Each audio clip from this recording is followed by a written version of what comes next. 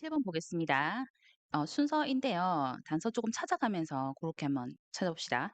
자, literally works라고 해서 이제 문학 작품이 나왔어요. 문학 작품은 their nature 하면 그들의 자연이 아니라 본성이겠죠. 또는 특성이겠죠. 거기에 따라서 뭔가를 제안합니다라고 했어.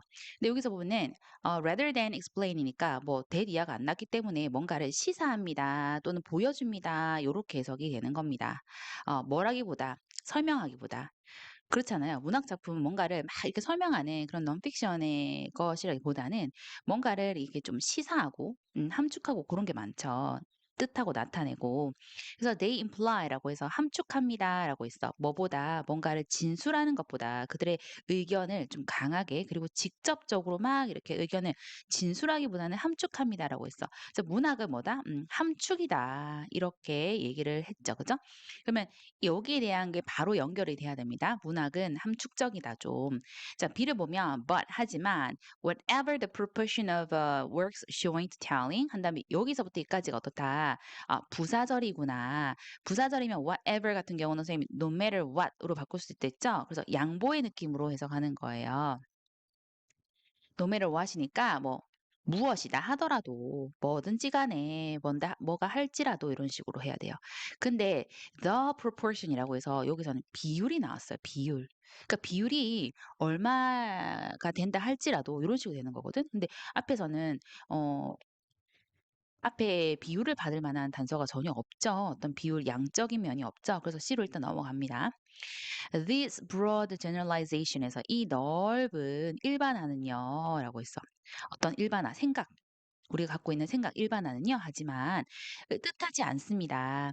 문학 작품이요, 포함하지 않는다는 걸 뜻하지 않아요. 직설적인, 대놓고 하는 그런 직접적인 그런 언급을 포함하지 않는다는 건 또 아닙니다. 라고 했어. 음. 그러니까는 아까는 어때? 사실을 막 이렇게 진술하고 주장하기보다는 조금 내포되어 있는 의미, 함축적인 거 고런 것이 이제 문학이라고 했는데 C에서는 그러한 생각들, 그러한 이제 뭐 넓은 일반화는 그렇다고 해서 직접적인 언급 같은 게 포함하지 않는다는 것도 아니야. 즉 직접적인 direct statement이 있어라는 얘기를 했기 때문에 C가 될 수가 있는 겁니다. 그래서 depending on 뭐에 따라서라고 했죠. When they are written 그 문학 작품이 언제 쓰여졌는지 그리고 누구에 의해서 쓰여졌는지에 따라서 문학 작품은 포함할지도 몰라요. A large amount of니까 많은 양. 그리고 lesser amounts of 적은 양, 양적인 표현이 나왔죠. 비율이죠. 그러니까 proportion, C, B 이렇게 넘어갈 수 있는 거예요. C, B 이렇게. 근데 많은 양이라고 했는데 directly니까 직접적인 말하는 언급이에요. 직접적인 언급. 그리고 여기서는 시사와 함축이란 표현 나왔죠? 더 적은 비율에, 더 적은 양의 시사와 함축. 이 둘 다를 뭐 한다? contain, 포함할지도 모릅니다라고 했어. 그거는 언제 쓰여졌고 누구에 따라서 작품이 다 들어가 있는 게 다르다. 그 얘기를 하는 거니까.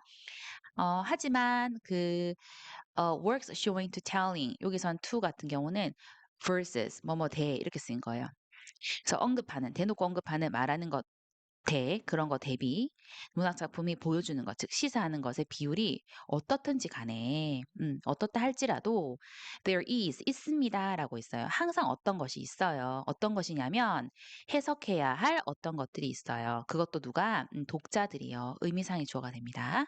자, 따라서 우리는 질문한다라고 해요. 그 글이 무엇을 암시합니까?라고.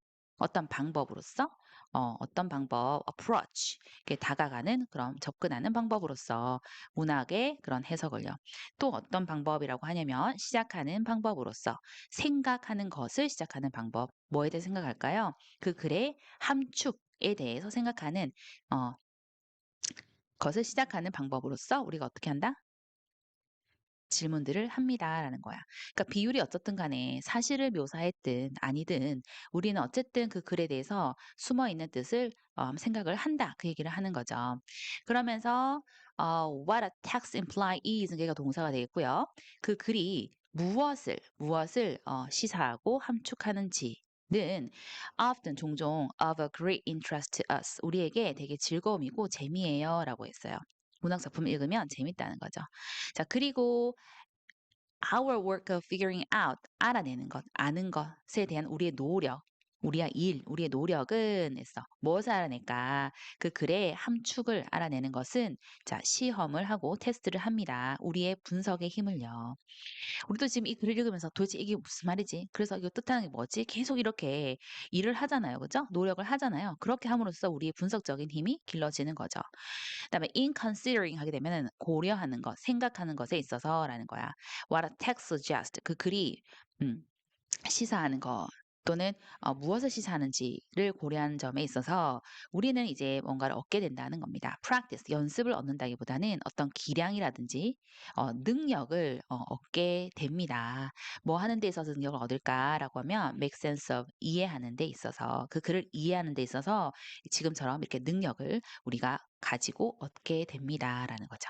그래서 답은 어떻게 된다? D에서부터 올라와야 돼요. 그래서 C, B, A 이렇게 되는 연결이 되는 것이고 B에서 이제 A로 올라올 수 있는 이유는 자, 우리가 어쨌든 간에 문학장 보면은 그 글의 함축에 대해서 생각을 하기 시작한다라고 했죠.